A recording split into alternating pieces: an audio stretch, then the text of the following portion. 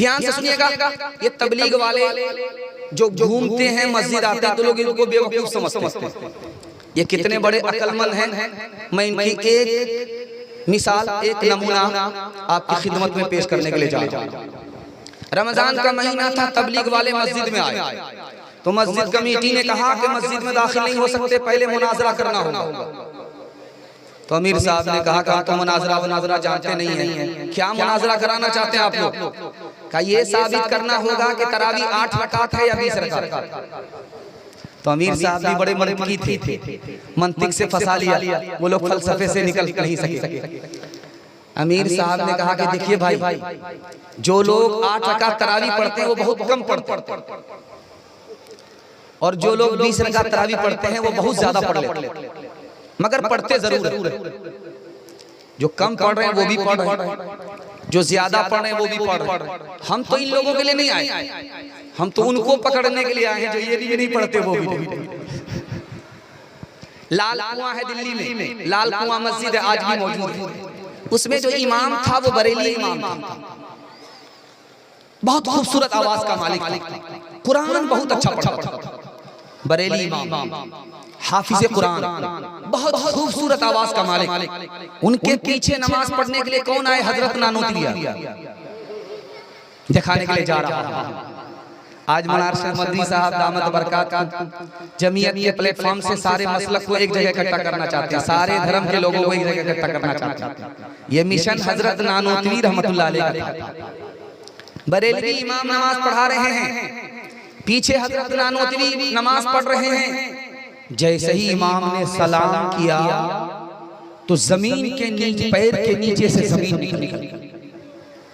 कहा कि नानोतवी मेरे पीछे नमाज पढ़ रहे, मैं इनको रात दिन काफिर कहता था, पैर पर गिर गया। हजरत आपके अखलाक ने मुझको तौबा करने पर मजबूर कर दिया, आज के बाद आपको कभी काफिर नहीं कहूंगा। आप देखेंगे कुछ लोग नमाज पढ़ते हैं, जोर से आमीन कहते हैं, कुछ लोग आहिस्ता से आमीन कहते हैं। अभी ये मुल्क आजाद नहीं हुआ, कांधला में एक केस चला, मार्च नाम का अंग्रेज है, उसके दौर का ये किस्सा। एक नौजवान ने जोर से आमीन कहा, दूसरे ने आहिस्ता से आमीन कहा, सलाम के बाद दोनों टकरा गए। इसने उसको घूसा मारा, इसने उसको घूसा मारा, इसकी तरफदारी में 10 लोग खड़े, इसकी तरफदारी में 10 लोग खड़े गए। मसलक के नाम पर 2 मुसलमान लहू लहान हो गए। केस आ गया अंग्रेज की अदालत में। मार्च नाम का अंग्रेज है, इस्लाम का तमाशा करने वाले, 2 मसलक के नाम पर लड़ने वाले, जोर से आमीन कहने वाले, आहिस्ता से आमीन कहने वाले का मुकदमा आया। इन मुसलमानों की आबरू को दांव पर लगाते हुए मार्च ने कहा कि भाई क्या मसला? 5 मिनट तक तो अंग्रेज को पता ही नहीं चला कि आमीन मकान का नाम है, दुकान का नाम है, जमीन का नाम है, जायदाद का नाम है, किसका नाम। उसके बाद जब वकीलों ने बहस किया तब पता चला कि आमीन दुआ का नाम है, दुआ के नाम पर मुसलमान आपस में लड़ गए। तो उसने कितना भिगा करके तमाचा मारा, कितना बढ़िया जजमेंट लिखा, वो मैं आपके सामने रखने के लिए जा रहा हूँ, आंख से पट्टी हटाने के लिए काफी है। उसने लिखा कि आमीन की 3 किस्में, एक आहिस्ता से आमीन कहना, ये भी सही है, हदीस से साबित है। एक है जोर से आमीन कहना, ये भी हदीस से साबित है। एक फितना उठाने के लिए आमीन कहना, ये हदीस से साबित नहीं है। ये सलफी भी गुनहगार है, ये हलफी भी गुनहगार है। इन दोनों का ठिकाना जेल होगा, इसके आगे कुछ नहीं। एक बात सुनिएगा गौर से, कुछ याद रहे इसको, लेकिन याद करके ले जाइए। इस हिंदुस्तान में सिख कौम है, सिख कौम सरदार, देखेंगे उनके अंदर 2 खूबी है। एक खूबी ये है कि उनका एक आदमी आपको भीख मांगता हुआ नजर नहीं आएगा। दिखा दीजिए कहीं भी चैलेंज आप, सिख को भीख मांगते हुए आप नहीं देखेंगे। और दूसरी खूबी क्या है? उनकी पगड़ी अपनी जगह पर रहेगी, दाढ़ी अपनी जगह पर रहेगी, सब कुछ छूट जाए लेकिन पगड़ी छूट नहीं सकती, दाढ़ी छूट नहीं सकती। हमारी तादाद ज्यादा है, उनकी तादाद कम है, लेकिन इज्जत उनको मिल रही है। क्यों? दीन धर्म को पकड़ करके रखे हुए हैं। दूसरी कौम इस मुल्क में है, उसका नाम है संथाल, आदिवासी कौम। आदिवासी के अंदर 2 खूबी है। एक खूबी क्या है? उसका सरदार जो बोल देगा उसको कोई काट नहीं सकता, गर्दन कट जाएगी, उसकी बात कट नहीं सकती। मानने का जज्बा, हमारे यहाँ जानने का जज्बा तो बहुत है, मानने का जज्बा ही नहीं। क्या जमीयत, क्या इमारत, क्या मुस्लिम पर्सनल लॉ, जब नहीं मानना है तो किसी को नहीं। जानना है सबको लेकिन मानना नहीं। मानने का जज्बा अगर आपको देखना है, आदिवासी में देखिए, उसका सरदार जो बोल देगा उसको कोई काट नहीं सकता, गर्दन कर देगा। और हमारे यहाँ तो मुहर्रम में ढोल बजता, उसके यहाँ डिग्गी होती है, डिग्गी। जब कोई मुसीबत होती है तो एक संताल खड़ा होकर के डिग्गी बजाता, तो जहां जहां संताल के कान में आवाज पहुंचेगी सब हिफाजत में, मुसीबत में खड़ा हो जाएगा दूसरे की। लेकिन यहाँ मुसलमान अपने भाई को तड़पता हुआ देख रहा है, उसकी मुसीबत में उसका साथ देने के लिए तैयार है। तीसरी बात आपके सामने रखने के लिए जा रहा हूं, इस हिंदुस्तान में मड़वाड़ी कौम है। मड़वाड़ी के अंदर दो खूबी है। एक खूबी क्या है, उसके यहाँ जो भी नीचे गिरेगा सब लोग मिलकर के उसको संभालेंगे, सब लोग मिलकर के उसको संभालेंगे। 100 मरतबा गिरेगा 100 मरतबा संभालेंगे, लेकिन उसको अकेला नहीं छोड़ेंगे, उसकी मदद करेंगे। और हमारी कौम का हाल क्या है, जो नीचे गिर रहा है उसको गाली देंगे, ताना मारेंगे, जो ऊपर जा रहा है उसकी टांग खींच करके बराबर करेंगे, बेटा इतनी जल्दी ऊपर जाने की जरूरत नहीं, बराबर। दूसरी खूबी मड़वाड़ी में यह है कि उसका केस अदालत में जाता ही नहीं। आप किसी भी अदालत में चले जाइए, हाई कोर्ट में जाइए, सुप्रीम कोर्ट में जाइए, जिला की अदालत में जाइए, किसी भी अदालत में वकीलों से पूछिए कि मड़वाड़ी का केस आता है तो बोलेंगे आता ही नहीं। तो मड़वाड़ी झगड़ा करते हैं, घर में बैठ करके मसला हल कर लेते हैं, अदालत में नहीं आता। इंशाअल्लाह बेटी की तरफदारी में दामाद जेल जाएगा, हाथ उठा दीजिए, बिल्कुल सही जा रहा है। खैर माशाअल्लाह, डिस्क ब्रेक मार करके आपने साबित कर दिया आप मुकम्मल बेदार हैं, मेल मोहब्बत से रहेंगे। तो मैं गारंटी लेता हूं आपको 1 साल में 10 साल के बराबर तरक्की होगी। सिर्फ आपको 2 काम करना है, मुसीबत में दूसरे की मदद करनी, अल्लाह आपकी मदद में खड़ा होगा। अपने घर के झगड़े को घर में हल करना है। आपकी मिसाल सुपर फास्ट ट्रेन की होगी, कदम कदम पर उसको रुकना नहीं पड़ेगा, जल्दी से मंजिल पर पहुंच जाएगी। इंशाअल्लाह मोहब्बत से जिएंगे, मोहब्बत से मरेंगे, हाथ उठा दीजिए इंशाअल्लाह। शर्म न हमको आ सकी देख अपने आमाल, शर्म न हमको आ सकी देख अपने आमाल। कभी तो इतना सोचता, कभी तो इतना सोचता, काहे हुआ ज़वाल, काहे हुआ ज़वाल। जब से भूला मुसलमान इस्लामी तालीम, उसको दहशत गर्दी, उसको दहशत गर्दी, करते सब तस्लीम, करते सब तस्लीम। भूल गया मुस्लिम कहीं नबी करीम की राह, मंजिल की चाहत गई, मंजिल की चाहत गई, रसते हुए गुनाह, रसते हुए गुनाह। बस औरतों के हवाले से पैगाम आपको सुना करके, जवान को और बूढ़े को पैगाम दे करके मैं अपनी जगह ले लूंगा। आप लोग वहां तक मेरा साथ देंगे, दोनों हाथ उठा दीजिए इंशाअल्लाह। बहुत अच्छा माहौल, बहुत खूबसूरत जलसा, आधा से ज्यादा निकल चुका है, थोड़ा सा जलसा बाकी रह गया। अपने मेहमान का इस्तकबाल आपको करना है, उसके लिए आपको तैयार कर रहा हूं। ध्यान से इसको सुनिएगा। बेटा बीमार है, बाप रो रहा है, बेटा आंख खोल करके बाप को देखा, बहुत हो रहा है, तो बेटा कहता है कि अब्बा हुजूर बीमार मैं हूँ, मौत मुझको आ रही है, आप इतना ज्यादा क्यों रोते हो? तो बाप का जवाब सुनिए, बेटा मैं तुम्हारी बीमारी से ज्यादा नहीं रो रहा, मैं तुम्हारी मौत से ज्यादा नहीं रो रहा। तुमको लंदन पढ़ने के लिए भेजा, पैसा खर्च किया, मेरा पैसा बर्बाद हो रहा है, उसके पीछे रो रहा।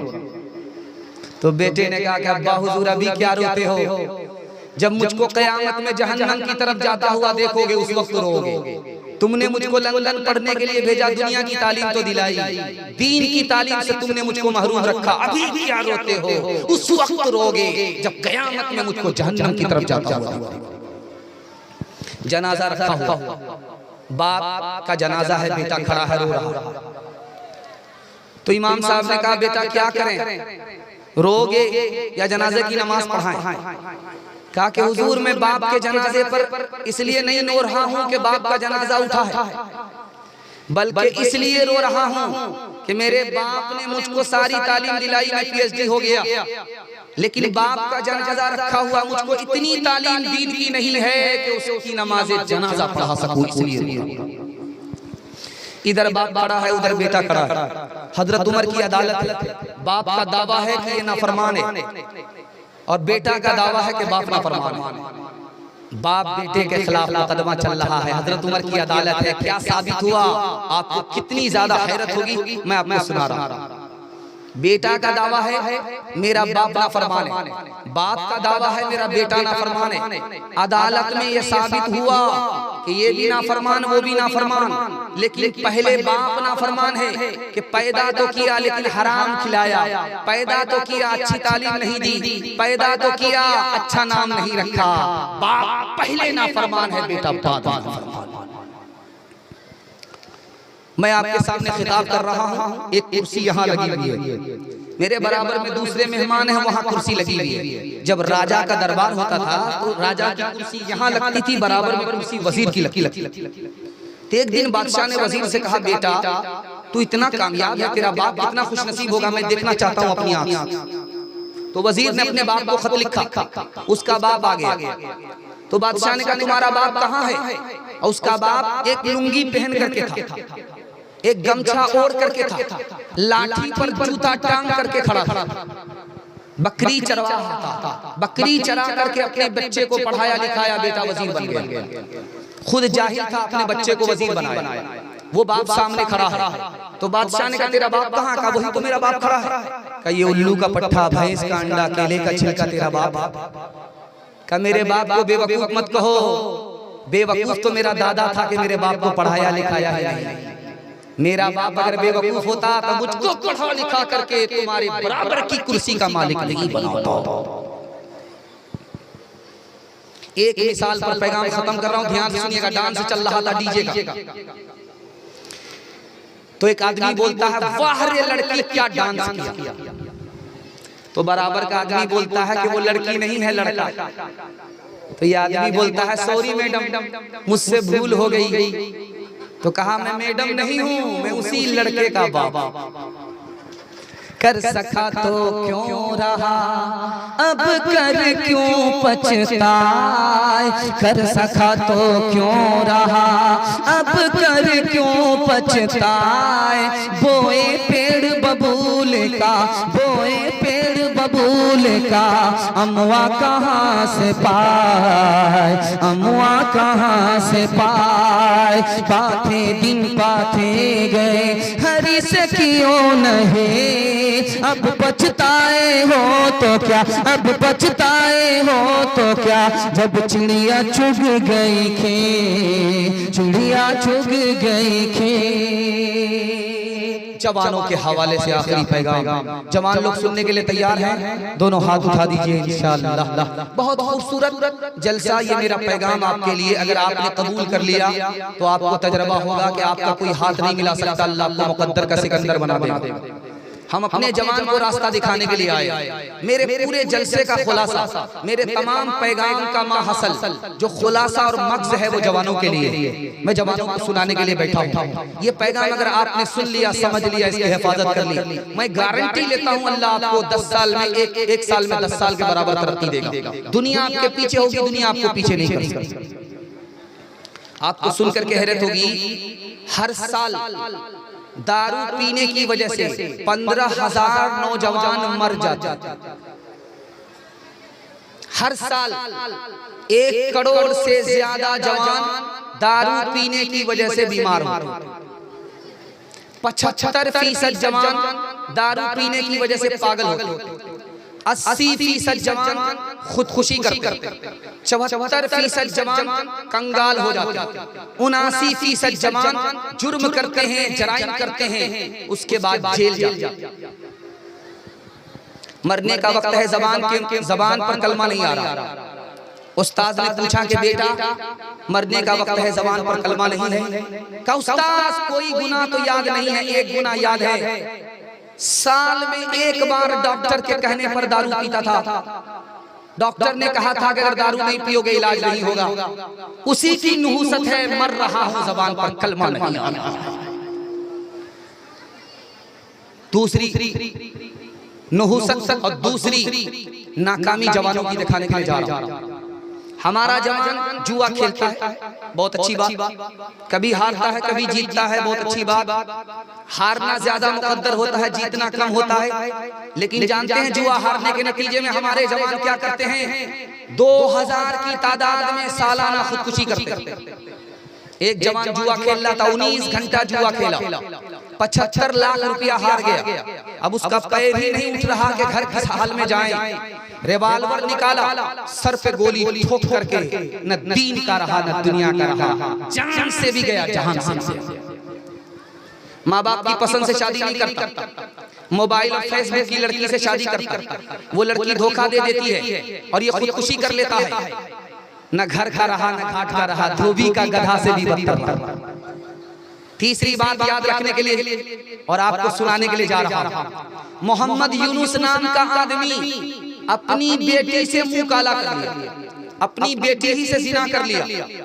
उसकी बीवी ने इंटरव्यू दिया कि जानते हो इस आदमी ने अपनी बेटी के साथ, अपनी सगी बेटी के साथ जिना क्यों किया?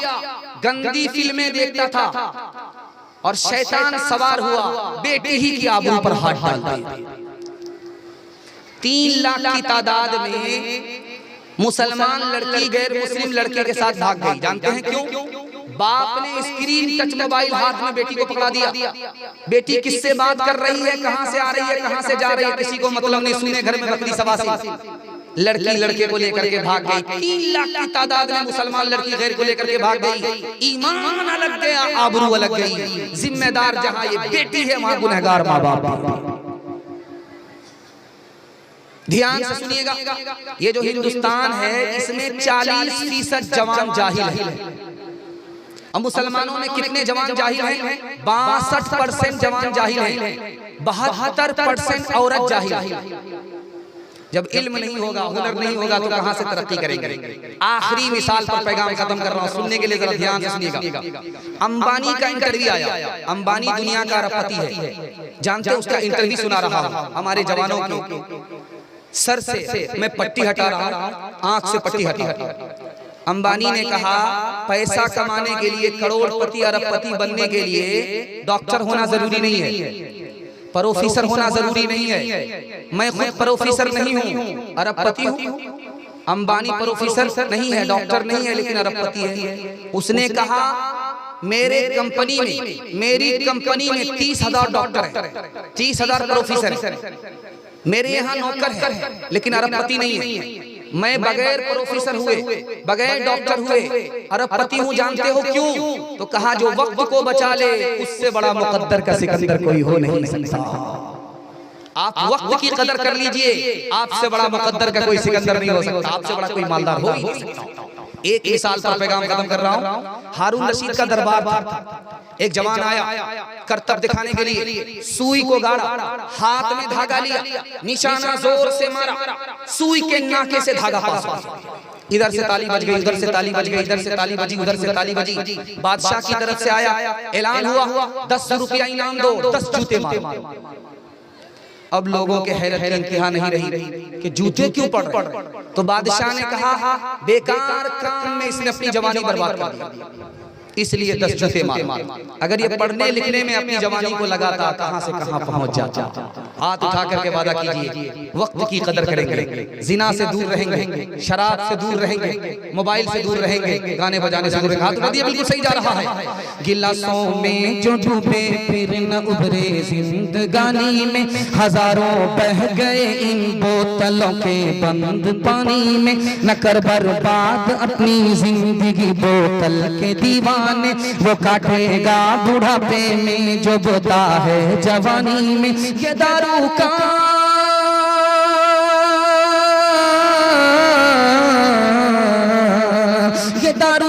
पियाला मौत का कड़वा पियाला है। मिला है जहर शरबत में, मिला है जहर शरबत में, छुपी है आग पानी में। मिला है जहर शरबत में, छुपी है आग पानी में। बस औरतों के हवाले से पैगाम मेरा आखिरी आ रहा है। इसके लिए आप लोग तैयार हैं? दोनों हाथ उठाइए इंशाअल्लाह। औरत को सर पर बिठाएंगे, हाथ उठाइए इंशाअल्लाह।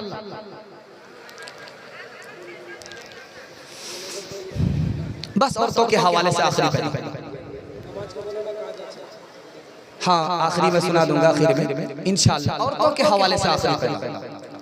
आपने मुझे अभी तक इतना जिंदा रखा है कि अगर 1 घंटा मैं और बयान करूंगा तब भी नहीं थकूंगा, और मुझे उम्मीद है कि आप अगले मुकर्रिर को सुन करके भी इंशाअल्लाह प्यासे रहेंगे, थकेंगे नहीं। हाथ उठा करके वादा कीजिए इंशाअल्लाह, तबर्रुक दुआ दोनों साफ करके जाएंगे। हाथ उठाइए इंशाअल्लाह। बिल्कुल सही जा रहा, औरतों के हवाले से सुना रहा हूं। औरत का इंतकाल हो गया, उसका शौहर नाराज है, अल्लाह के रसूल फरमाते हैं जन्नत नहीं जाएगी। औरत नमाज पढ़ रही है, उसका शौहर नाराज है, अल्लाह के रसूल फरमाते हैं नमाज कबूल ही नहीं होगी। मर्द के हाथ में जख्म है, उससे खून निकल रहा है, पीप बह रही है, खून निकल रहा है, पीप बह रही है। औरत जल्दी से आती है, ज़बान से चाटती है, अपने शौहर के जख्म को ज़बान से चाट रही है, उसके खून को ज़बान से चाट रही है। अल्लाह के रसूल फरमाते हैं शौहर का हक अदा नहीं हो सकता। ज़बान से उसका खून, उसकी पीप चाटने पर भी शौहर के एहसान का हक अदा नहीं होगा।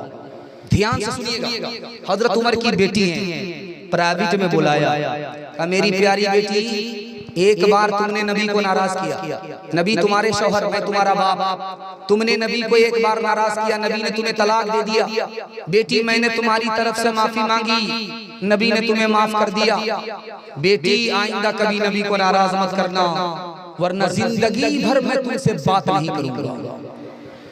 बेटी आगे खफा हो करके, अल्लाह के रसूल ने कहा फातिमा वहीं रुक जाओ, मेरे पहले सवाल का जवाब दो, क्यों आई हो, किससे खफा हो करके आई? कहा अली से खफा हो करके आई हूं। कहा फातिमा, अली तुम्हारे शौहर, उसकी इजाजत के बगैर मेरे यहाँ मत आना, वरना दरवाजा बंद तो मिलेगा, खुल नहीं सकता।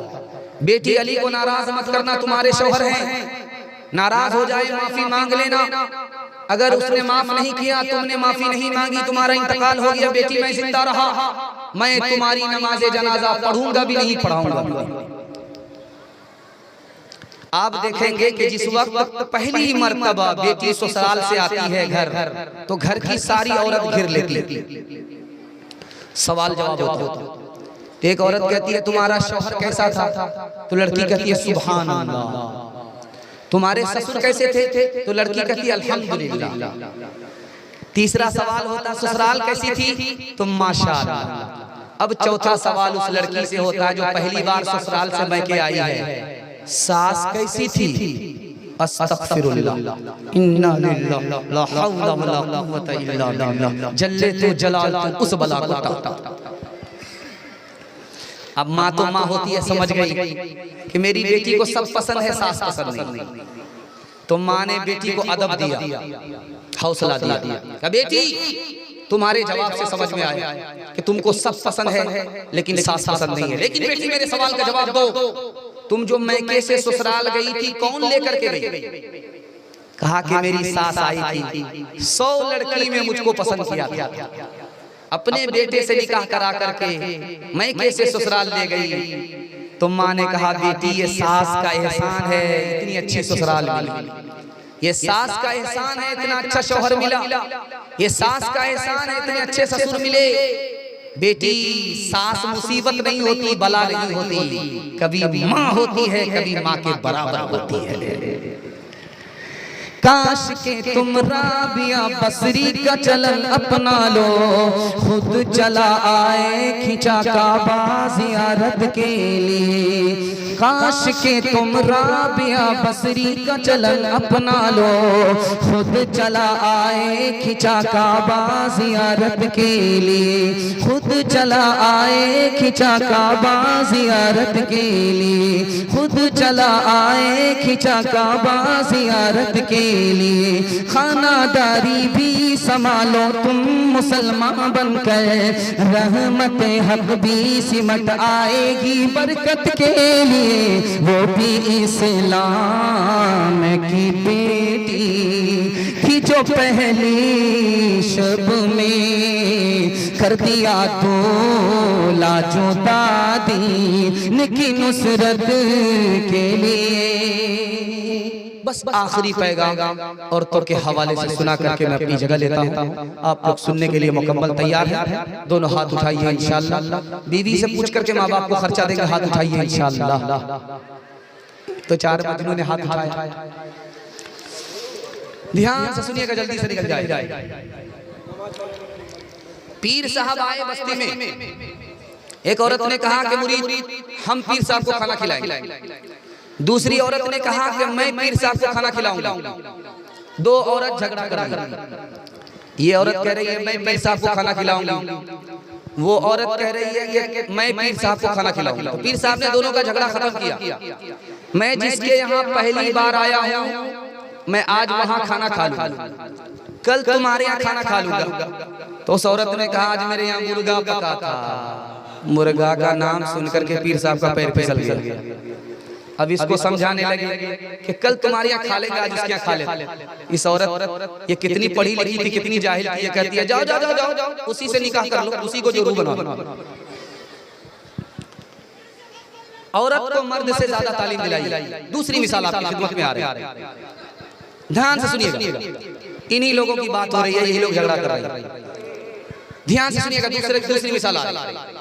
अपना बेटा पैदल चल रहा और सोतेला बेटा गोद में। लोगों ने कहा वाह रे माँ, इसको माँ कहते हैं। अपना बेटा पैदल है और सोतेला बेटा गोद में है। तो औरत का जवाब सुनिए, जब ये पैदल चलता है सोतेला बेटा तो मेरा दिल जल जाता, इसलिए इसको गोद में उठा लिया है ताकि ये चलने के काबिल ही ना रहे, अपाहज ही बना रहे। तीसरी मिसाल आ रही है, ध्यान से सुनिएगा। बहुत खूबसूरत नमूना आपकी खिदमत में आ रहा है, ध्यान से सुनिएगा।